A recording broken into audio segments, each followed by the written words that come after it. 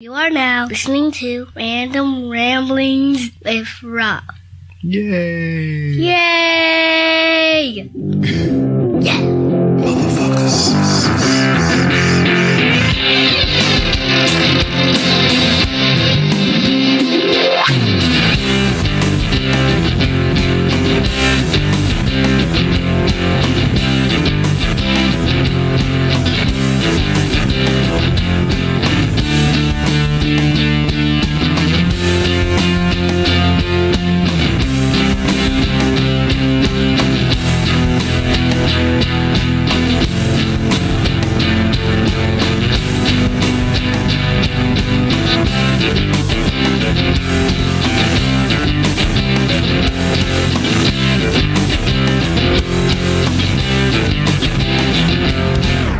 What up, everybody? This your boy B-Rob, and I'm back with another edition of the Random Rams with Rob podcast. First and foremost, I like to thank you, the listener, for coming back each and every week, or however you listen to podcast.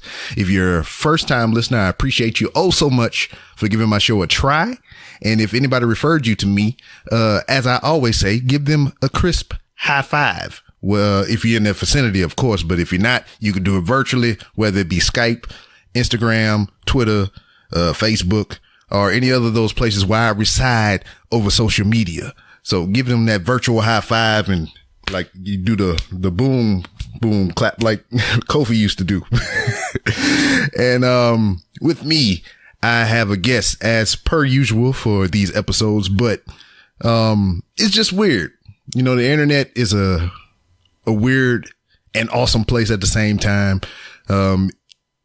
Is the vastness of technology has it changed from since me being a child, all the way up until current day and whatnot. Y'all all out here doing these 10-year challenges, showing yourself from 10 years ago and current day and whatnot. And I can remember, technology about 10 years ago. And, if we did a side by side with that, we have some, very different looking, outlooks and whatnot. But with the internet, we have the ability to look into these windows, I call it, like, especially on Instagram. I feel like I'm looking into somebody's window all the time. And this particular window happened to be open, and I took a peek inside and I seen a young man, performing his craft in a, very unique way. I mean, some others have done the same thing, but he has his own unique twist to it. And it interests me. It piqued my interest. One, because I'm a fan of professional wrestling. Two, I like the musics. So if you put the music and the professional wrestling together, they're all kind of synonymous. But when you put a little flair and pizzazz and some boom and some bap to it, man, make me want to get up on my chair and dance right now. But I ain't. But what I will do is introduce my guest. My guest this evening is Josiah Williams. How are you, sir? Man, I am fantastic. How you doing? Man, I'm out of breath right now from doing all that Hey, talking. I will say that was a grand intro, man. Yeah. Like I said, I came across you on Instagram. I heard the music and I was like, oh, somebody, doing like a video to some wrestling interests or whatever. Then I heard the lyrics. I was like, wait a minute, those words don't go with that music. And then I was like, oh, this dude, he doing something, crazy. This is unique. I was like, some of the stuff that I heard you flow over. Oop, hit my mic stand. I heard you flow over. It didn't seem like when I heard those songs originally, it didn't seem like they needed words to it until I heard you put words to it. Yeah, that was always kind of the idea of like, take something that we listen to constantly, especially in professional wrestling. This is what tells the story before the wrestler even starts getting in the ring, Mm-hmm. To kind of take that and put a fun twist on it. So yeah, it's been fun. Yeah. So speaking of, telling the story before the wrestler even gets in the ring, let's jump back a little bit, for you. I've read a little bit, and from what it seems, as far as, musically, you've always been interested in the music. Is like you were kind of brought up into that atmosphere or whatnot. Mm-hmm. Yeah. So I grew up in Milwaukee, Wisconsin. I went to schools that offered, art and music and dance, public schools. And that was always my thing. I was always interested in theater and drama. I grew up very much so interested and used to the arts.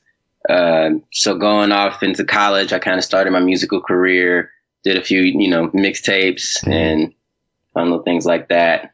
Started dropping actual projects like EPs and albums. And then it led me into finding other ways to utilize that creativity, which created the opportunity for Wrestle and Flow. Yeah. From what I understand from the little bit that I've read and everything, it's just like you are one of the fortunate ones. I spoke with a young lady the other day by the name of Alicia Atoot. I always got to say it like that because it's funny, and that's her real name, Atoot. And she's another young lady that found her passion for what she does currently early. And I believe that's doubly for you because you found it at a very young age. And whenever it came to you or whatever, because I feel like you always find where you're meant to be. How did you take it? So initially my goal was to go to, New York and go to Juilliard and be this superstar actor and live out this dream of trying to be the next, Denzel Washington. And I got in college and that kind of shifted a little bit. I wanted to be able to kind of give back and be a teacher for a little while. Yeah. Not necessarily in schools, but kind of in community centers and things like that. But getting into music. So I've always been into poetry. Yeah. And that was my thing in high school. Like I would write poems and mostly keep them to myself, kind of share them a little bit, but mostly keep them to myself. And then entered the world of lyrics right after that. And it was just a hobby. It was something that I felt like was just for fun for a little while. But being exposed to so many other artists and people who were doing it professionally, I'm like, man, I think I can kind of do this. And I was, there's always that nervousness of like, I don't know if I'm capable. I don't know if people are going to like it or not. Yeah. But you get to the point where it's just, I'm going to try this and I'm going to go for it. And that's what it was for me. It was, yes, it was the exposure. And yes, it was kind of the interest, but it was more so of like, I'm going to take a risk and see what happens. Okay. And you speak of the poetry or whatever. I mean, you've been doing your craft now for a while. When it comes to writing poetry and writing lyrics, is there any defining characteristics between the two? Like what makes one different from the other, or is it all the same to you? No, I think it's different. I mean, and actually, it's funny that you say that because I just went back home to Milwaukee recently and did a workshop at the theater that I used to do a lot of acting, in plays. There's a show that they're doing right now, which is heavily rooted in spoken word and poetry. And I explained to them the difference of, poetry for the most part is written. And when you write it, it's the idea of I'm going to read this from paper. Spoken word is more so written with an audience in mind. Mm-hmm. So I'm not just writing this for me. I'm writing this so that it can be spoken out and heard. There's going to be a cadence to it. There's going to be some patterns. There's going to be some intentionality. And lyrics, to me, at least as a hip hop artist, it's structured so differently than poetry. Mm-hmm. It's still telling that story. And for me, it's, always still going to be fun and truthful, but you're trying to get that rhyme. You're trying to get a punchline. You're trying to get people like really excited with something. So yeah, I feel like there's a difference between the three. Okay. Cool beans. Now, what made you want to go, pun intended, all in on hip hop? I guess, which way do you want me to answer that? In my own music or with the professional Wrestle and Flow project? Well, just in music in general. Cause, what also that I come to find out or whatever, that you don't do like, I guess, I don't know to call it traditional hip hop or whatever, but you do religious rap or gospel rap or, Christian rap or whatever. So that took me aback because I was like, oh man, he do the wrestling stuff. And I go look up your catalog and everything. I was like, oh, it's under, Christian hip hop or whatever. I was like, oh, I wasn't ready for that, but I listened to it anyway. I mean, nothing against it. It's just like, I wasn't ready for that. It's not nothing that I listen to normally, and to see it and have it presented to me, it was just like, oh, I didn't expect that. I get that. Yeah, it's different. I think it was a few different things. First of all, I had a lot of friends who were so confident in their artistry growing up. They just, when they wanted to do something, they would just go out and do it.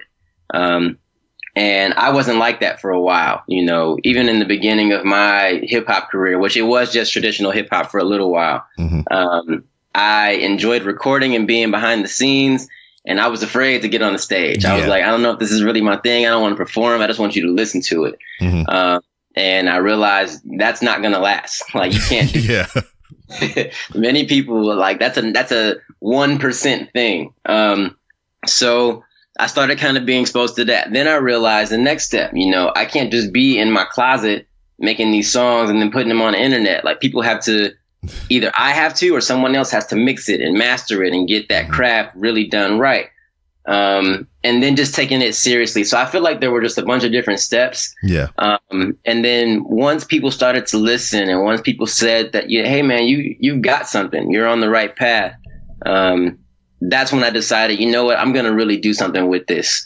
And then switching over from, I guess, the 30-second version of switching from traditional hip hop to Christian hip hop. I was at church one day.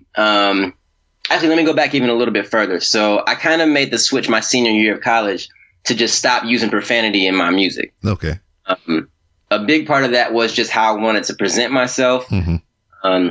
And then I thought about people, you know, like, you know, if you listen to a Michael Jackson song, whether you're 3 or 93, you're most likely going to like it because he made music that everyone can possibly enjoy. You know, he wasn't just making music for this group of people or that group of people. He made it for everybody. So it was a mix of how I wanted to present myself and also making music available for everyone. And then I took it a step further after hearing my pastor just with this sermon that he did. And he was talking about how, you know, if you're on a road and you're trying to get from point A to point B, but you kind of drift off to a different direction, you can get lost. But you have this GPS that can bring you back to where you're supposed to be. And that's kind of like what our life is like as Christians. We're like, man, you know, we figured out at some point we messed up people. And we are like, but we need Jesus. And that's kind of what it was. And I'm like, that's an album. That's a song. And I took that and kind of ran with it. But it was in that moment that I decided, man, I'm just going to go straight on Christian hip hop. It's a lane that, at least in my area where I'm living in, a lot of people don't do that. And I wanted to find a way to kind of stand out with my music. And that was really it for me. I listened to the most recent album that you released with the AJ Styles track and all that stuff on there. And it's a good blend. You know, it's not too, cause like I haven't listened to a lot of the, I don't know the proper term for it. I keep wanting to say gospel rap or Christian rap or, you know, that's fine. So, I haven't listened to a lot of it. I mean, most of what I've heard of that is from like freaking movies. And, I think the only artist that I really know that has really immersed, you know, have really came from out of that is, Lecrae.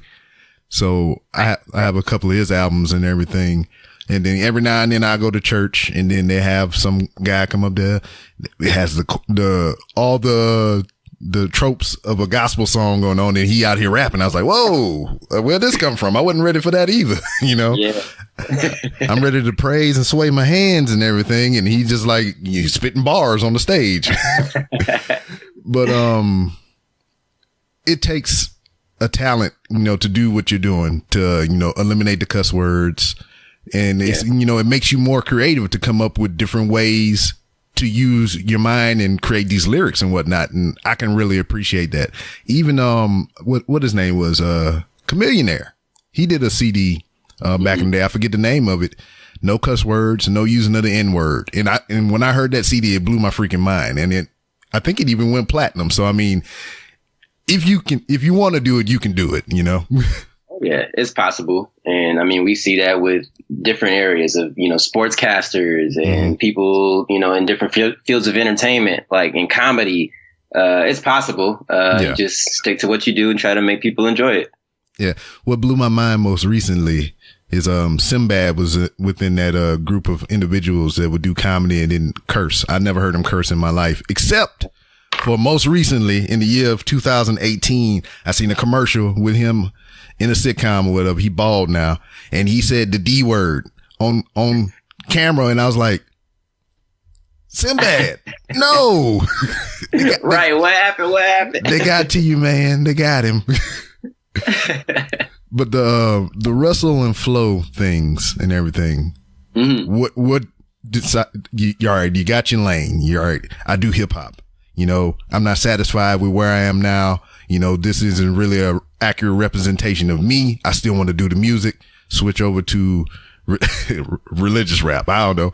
And then you know, you are, you're defining yourself in that lane right there. And now you want to combine your love of music with your other passion. I assume if you're rapping about it, professional wrestling.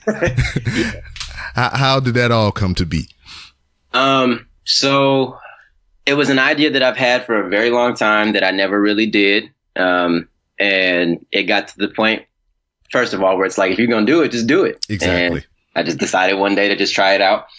But it was also that point where, you know what, I've just dropped an album and I feel like I'm at a point where I need to sit back for a minute, and not just keep trying to release music because it won't be good. I know just how I work. It wouldn't be that good. Yeah. So I needed some time, but I still wanted to be creative, still wanted to talk about something different. Professional wrestling is something that I watch, you know, multiple times a week. And I felt like I could still be creative in that aspect. I tell people all the time, you know, a lot of musicians that are where they are now got started by doing just YouTube covers, little fun things like that. And I figured there's a way to kind of do that, but not really in hip hop, because I can't cover somebody else's rap song. That's gonna sound boring. So try something new, and, you know, combining that art of professional wrestling and that art of music. It just, I don't know. The first time that I did it, I was like, I think I got something here. Like, this is new and I'm ready for it. Okay. We already went back there, like your love of music and, you know, being in church and everything as a young child kind of shaped you to where you are today. When was your first memories of professional wrestling? I would say like middle school-ish for me. I mean, I've always known what professional wrestling was. You know, growing up in the 90s, people were always talking about different things, and I wasn't really into it at that time because I was too young. But and the video games that my friends had, seeing them play as The Rock and as Kane and Stone Cold, I'm like, that looks fun. I can't do that at home. Yeah. So, that looks cool. But for me, middle school was post-Attitude Era. So this is like Batista, John Cena, Rey Mysterio, JBL. Yeah. Eddie Guerrero, Shawn Michaels, you know, it's a different time. But that's what it was for me, of like seeing Batista come out to I Walk Alone and seeing the rise of John Cena, seeing, you know, the end of Eddie Guerrero's career, which was huge for me. That's what really got me into wrestling. Sweet. Now, we talked about many different things as far as the change in all your music and everything. First, it was you finding the music, then you becoming the music, you know, doing a hip hop album and whatnot, then switching it up to religious rap. And now here we are, you know, in your newer venture with the Wrestle and Flow series and everything. I mean, that's like 4 different transitions within the same lane. Have you seen any difference between those different transitions or whatever, as far as like people, you know, digging your stuff? Like, all right, you did the hip hop stuff, like just the normal traditional stuff. How was your fan base, or how did you feel that you were perceived in those different areas? Yeah. I think each area is different. The beginning of my, I guess, musical career in hip hop, a lot of people weren't exactly feeling it in the beginning. A few years later, as I started to really develop my craft, I think that was probably at its peak. I got to open for Chance the Rapper and a few other artists, and it was great. a lot of open doors, a lot of opportunities. And then I switch, right? Yeah. I completely switch over. And I start to see people start to back off a little bit. Yeah. You know? Like, look, man, I like your music, but I ain't trying to go to church when I listen to your music, bro. Yeah. Like, so that, I mean, it changed a lot. But at the same time, there was a new audience for me. So now I have the ability to go into a church, or go into a community center, go into a bar. It doesn't matter where it is, and give a different sound. So although I had that drop off, I think it picked up maybe 2 or 3 times just because I think it created that avenue for myself. Yeah. And then now it's even more because I have 2 completely different audiences. So Yeah. here I have the 60-year-old grandma at church who wants her kids to listen to the Christian rap music, and all of her grandkids, and everybody's liking it. And even some of the people my age, of course, still loving it. And then you have this entirely different audience of people who love wrestling. Yes. And there's the people who are just dedicated to specific superstars. There are the people who are dedicated to specific promotions and companies. Yeah. Like, there are so many subgroups, but everyone still in the end loves music. So I think now it's at, it's the highest it's ever been, for sure. Okay. Now, we speak about the professional wrestling community. I'm not going to lie. They can be a little bit fickle, when it comes to certain things or whatever. Yeah. To quote Mr. Bryan. Yes, that's right. But it's just like, I've never seen so many people say they hate something, but turn up every week to watch it so they complain about it. That's right. I never understood that. And with professional wrestling in itself or whatever, it's just like a whole nother planet, man. It's just when they, all right, do social media. I mean, and you do music. So I imagine that you deal with, all facets of social media as well, because you got to promote yourself. You got to get things out there, promote dates, all this stuff. So what I find is, I do the show. I talk to any and everybody, from music to wrestling to freaking artists, adult stars, all kind of stuff. I talk to everybody. Yeah. And I find that in my 3 years of doing this show, all the different people I've talked to, all the different things that I post across social media, I get no higher than when I post something about professional wrestling, and I don't understand it. Because like, if you go out to, all right, you walk on the street right now, anywhere in a city, and you roll up on just about 10 people or whatever, and you ask them about professional wrestling, out of that 10 people, I feel like maybe 4 know like a lot about it, and then the rest will be like, oh, I used to watch it back in the day. And then some of them will just be like, I don't even know, what are you talking about right now? You talking about Olympic stuff? Right. But it's just like the people who are into it, they all in on it or whatever. It's just like they just lose their freaking mind, and I don't understand it. Man, professional wrestling fans are dedicated. Yeah. Dedicated. It's kind of like, I think I would argue that reality TV show fans, like, Real Housewives of whatever fans. I don't like that. Same way. Beyonce fans are the same way. Like, there are specific groups. I would imagine like older people who watch, not even older, probably some younger people who watch soap operas. It's kind of the same thing. Like, wrestling fans are serious. Now, since you do like the Wrestle and Flow and whatnot, I mean, have you encountered any crazed professional wrestling fans and whatnot? Yeah. I think mostly positive. I was really scared when I posted the first 2. I'm like, look, I don't know how this is gonna go. I might get chewed up and spit out real quick. And that didn't really happen. A lot of people really embraced it from the beginning, and even now, like, there are a few dedicated followers who, keep up with every single thing that I post. And I always tell people, like, they watch wrestling way more than I watch it. And I watch a lot of wrestling, but they watch it way more than I do. So I learn a lot just from the people that follow me, because, they're, as you call them, you know, they're crazed wrestling fans, but they know their stuff, and it's interesting. Yeah. So you speak of opening doors through your music and whatnot, you know, and this is another chapter in your music career with the Wrestle and Flow stuff and whatnot. So what has changed in this next level, in this next evolution of Josiah Williams?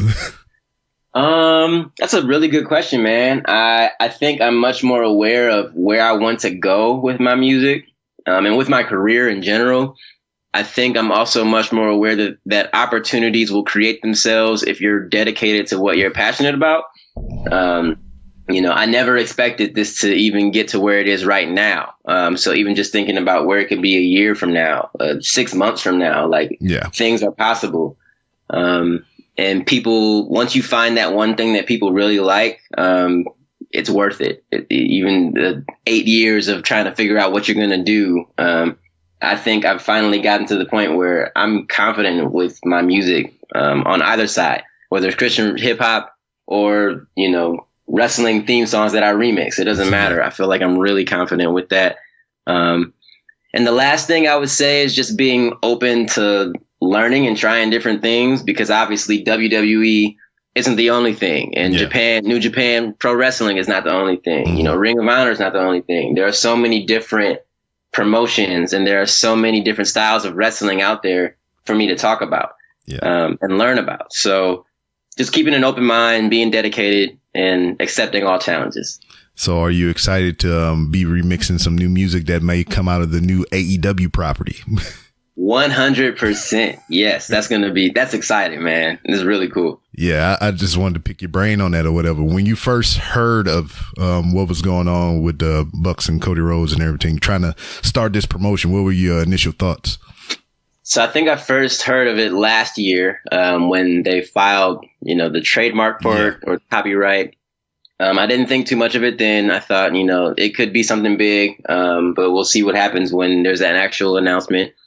You know, a half a year later or whenever it was, they said that they were going to make a big announcement at the beginning of 2019. Yeah.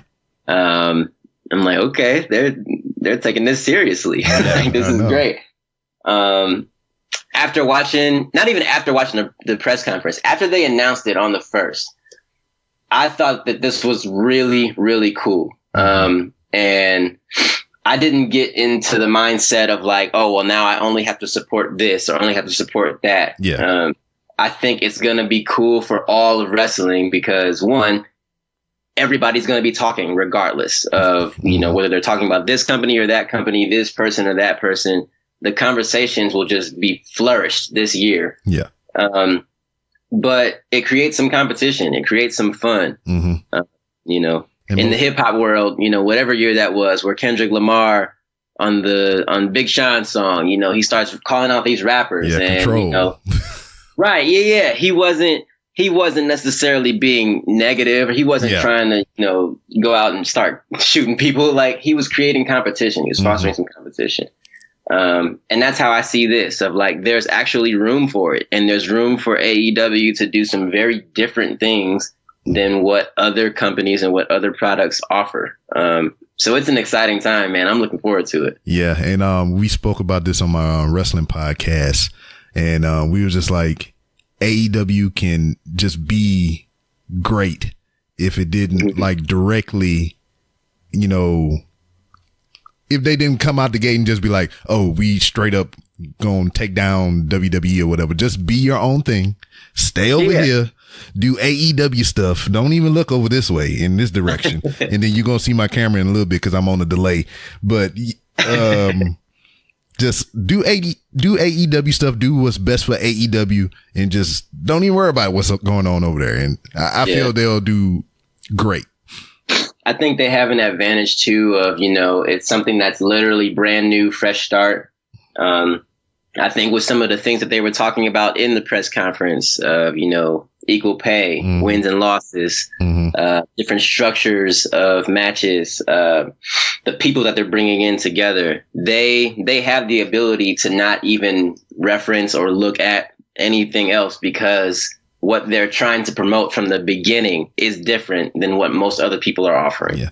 And I almost feel like they're YouTube series, the Being the Elite or whatever, it almost started all this. You know, I mean, well, I believe it did start all this. I mean, pretty much all the players that you've seen on Being Elite had some kind of affiliation or something to do with AEW. And right. I just think that's freaking amazing or whatever. Not only all the things that you were speaking about earlier, most importantly, as for people, this creates jobs, and for everybody to have a job, you know, that's fucking, I cuss, my bad. That's freaking great. You're good. You're good. It's great though. I mean, like you said, it literally creates a brand new environment for people to look at, and it's going to be, man, I literally get goosebumps just thinking about what the end of 2019 will be like, because now it's completely unpredictable. Yeah. Like, you have no idea. And then we get back to those crazy wrestling fans again that actually hate the idea of AEW. So there are a few of those. Yes, there are definitely a few of those. Yeah. But you know, it is just like anything. You'll see it. All right. To your album, The True Gold. I went through some of the tracks and everything, and some of them spoke to me. You know, the Number One Contender, I think that's like the first track after the end of the intro and whatnot. When I hear this, you know, it reminded me of a freaking fight montage or whatever. I can see like Rocky running down the street or something or whatever. You know, that's the kind of feel that it gave me or whatever. So I was ready to go hit the bag or something and do some push-ups and just get it going, you know.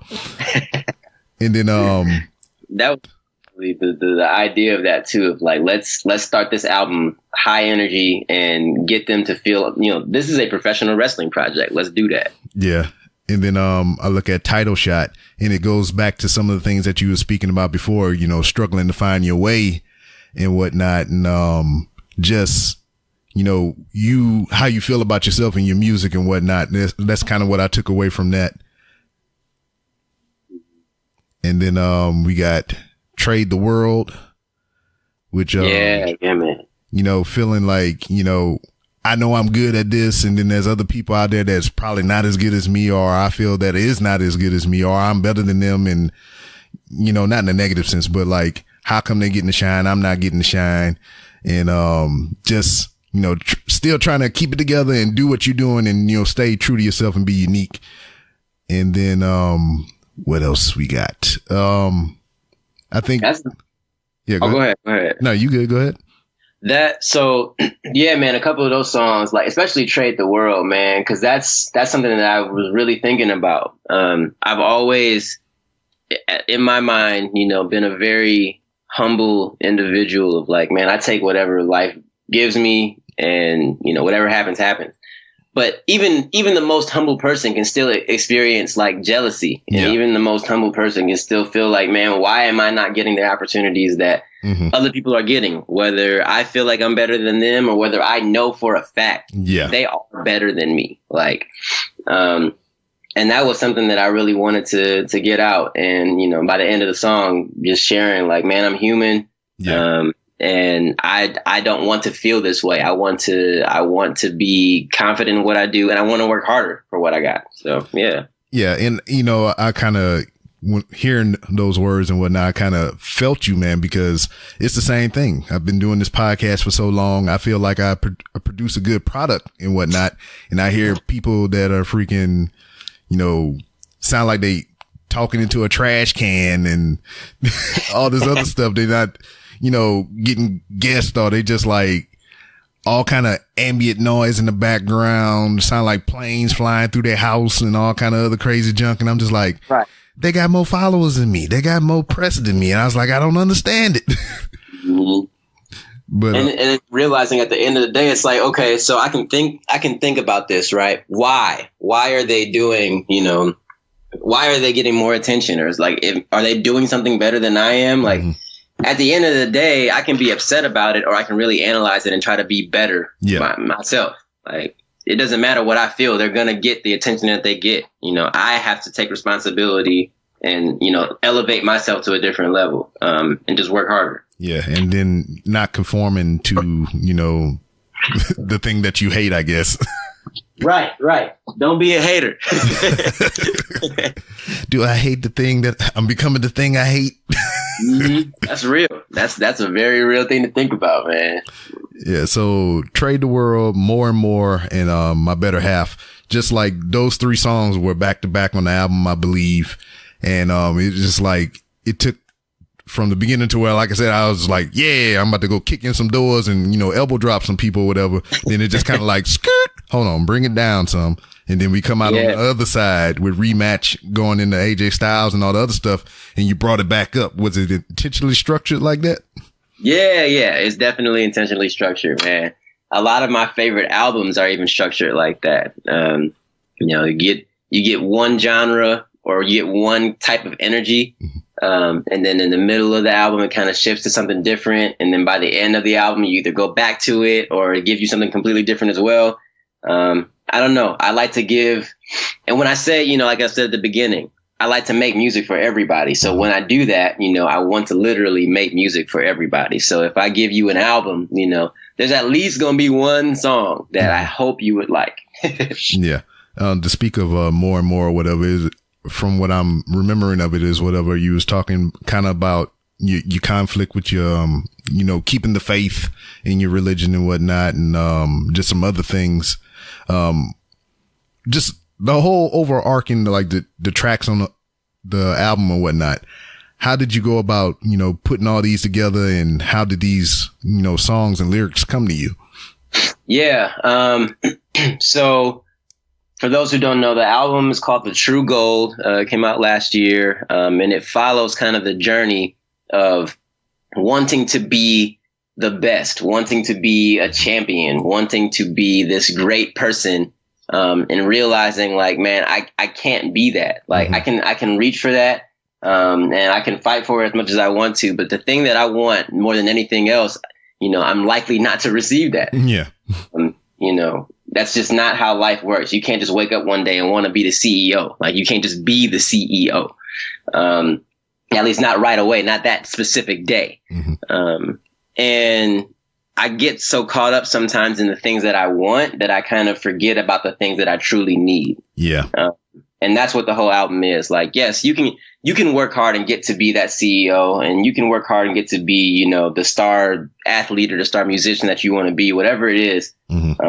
But you can't just rely on that by itself. Yeah.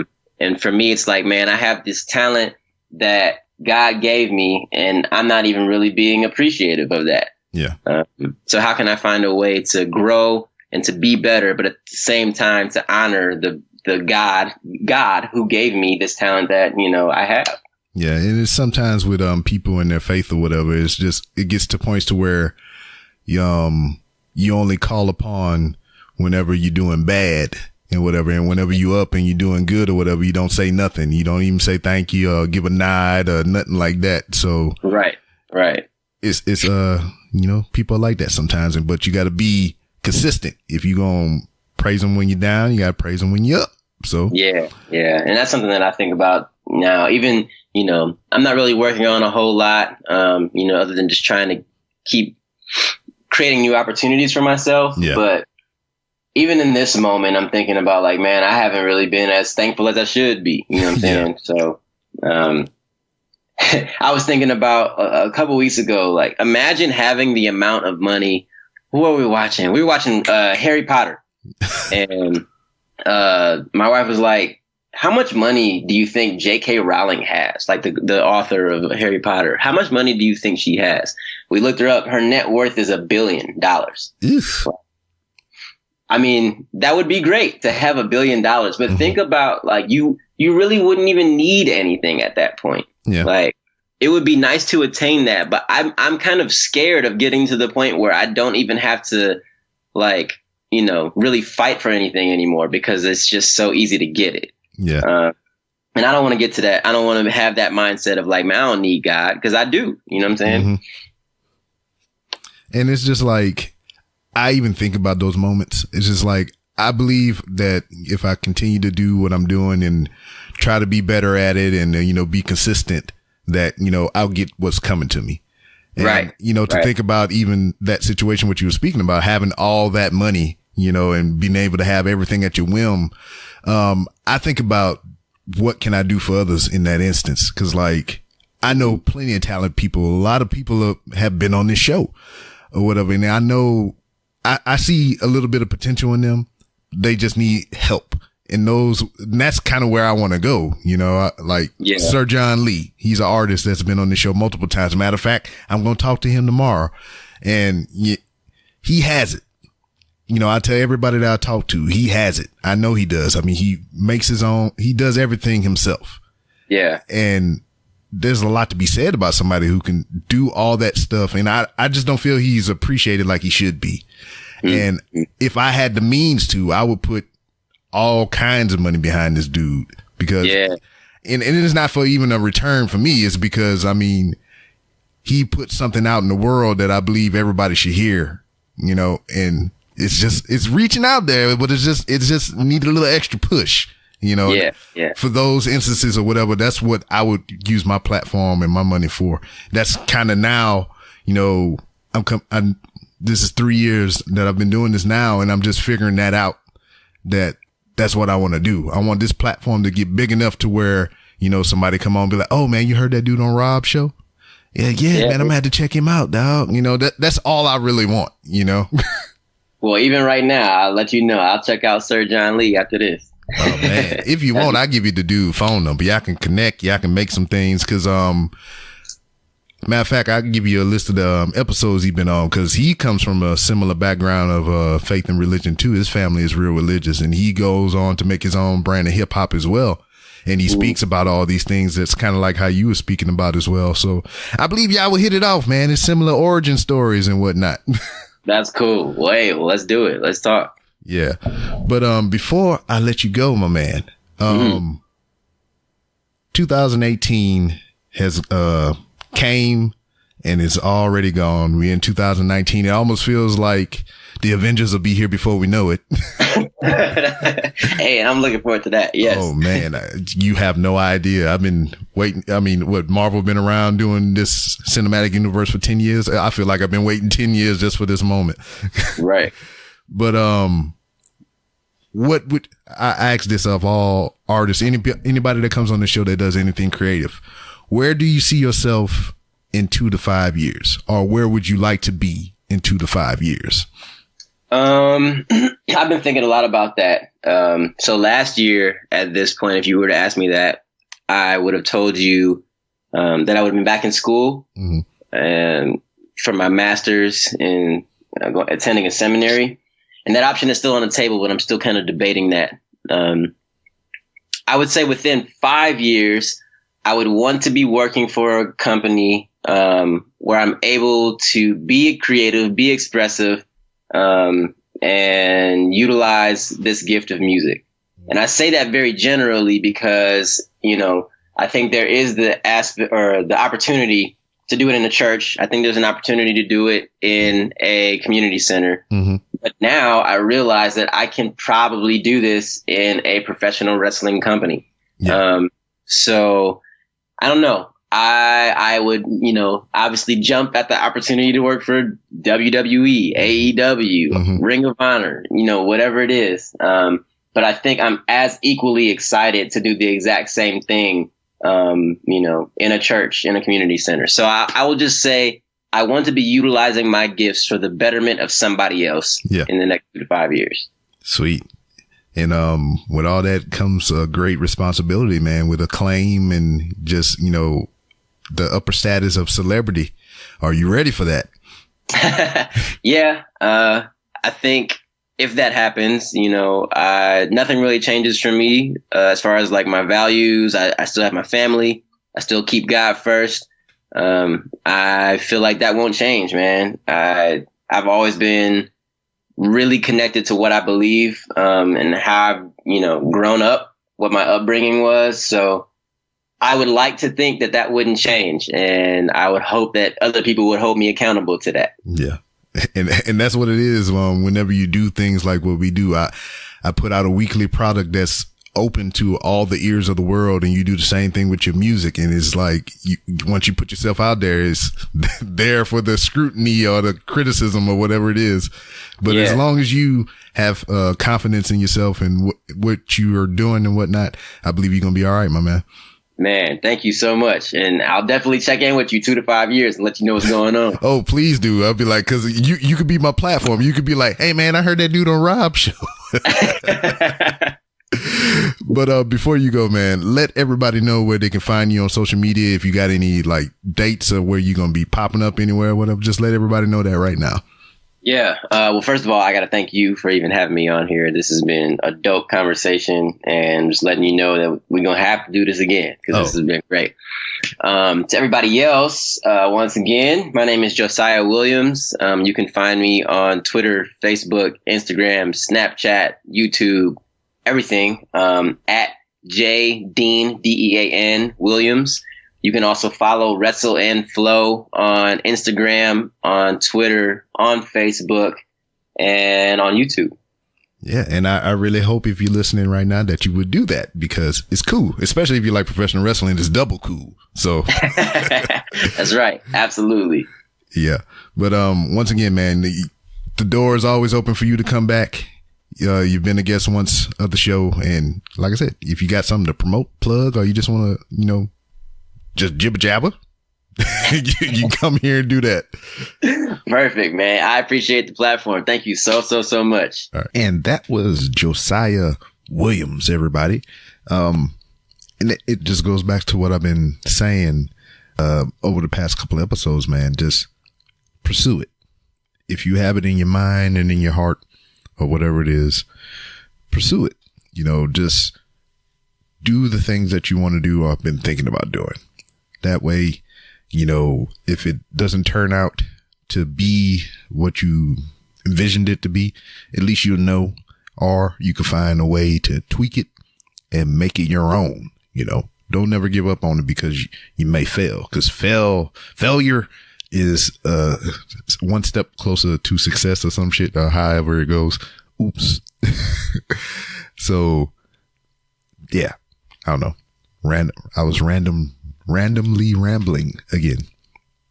And here we are. We have Josiah with us on this edition of the Random Ramblings with Rob. And in the episode previous, we had Sir John Lee, two incredibly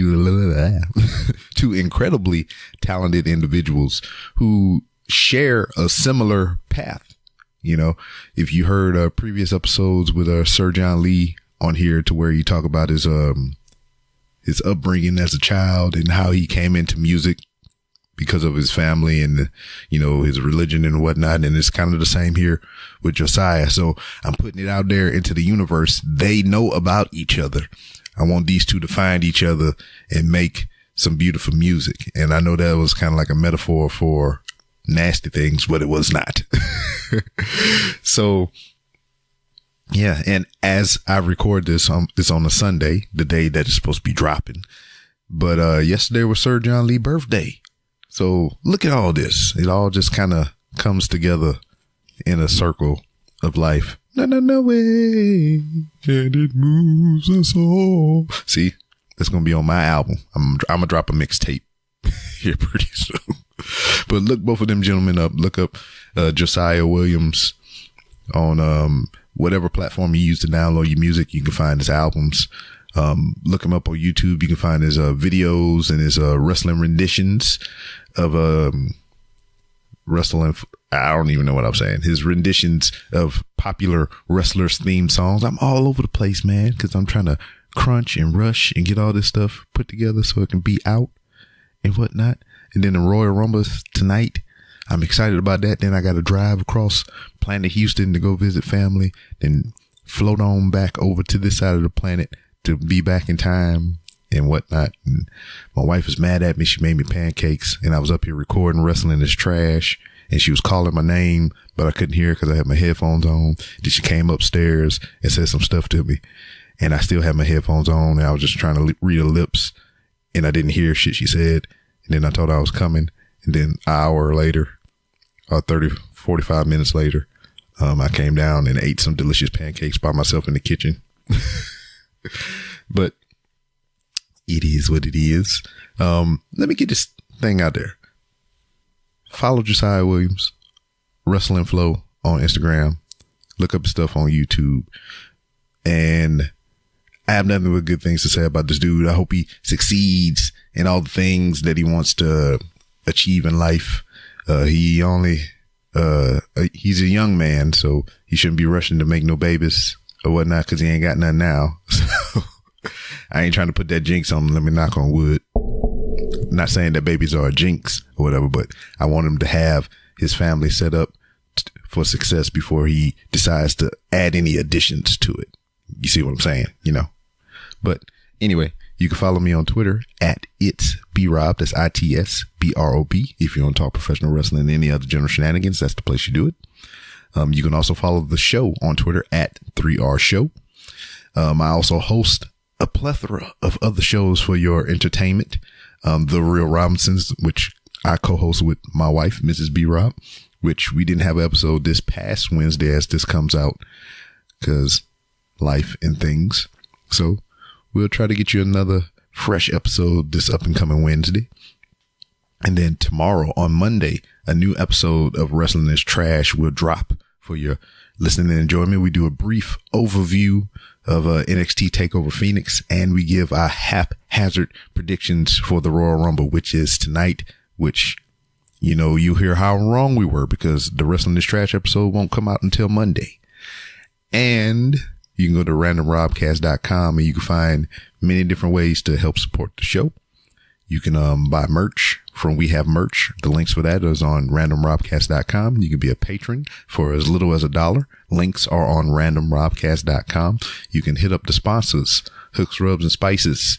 Links to that are on randomrobcast.com. And if you use the promo code 3R Show, you get 10% off your order, $6 or more. So check all those things out. Big shout outs to Josiah for being on the show. I really appreciate him giving me his time, his insights into his world of music and everything else. And I hope to get him on Wrestling is Trash one day. Put that out into the universe. We had a little conversation off air about it. He said he would. So look forward to that. I'm interested to see what his topics for the promo in the bank is going to be. But anyway, with that being said, this has been the Random Ramblings with Rob podcast, and I'll see you next time.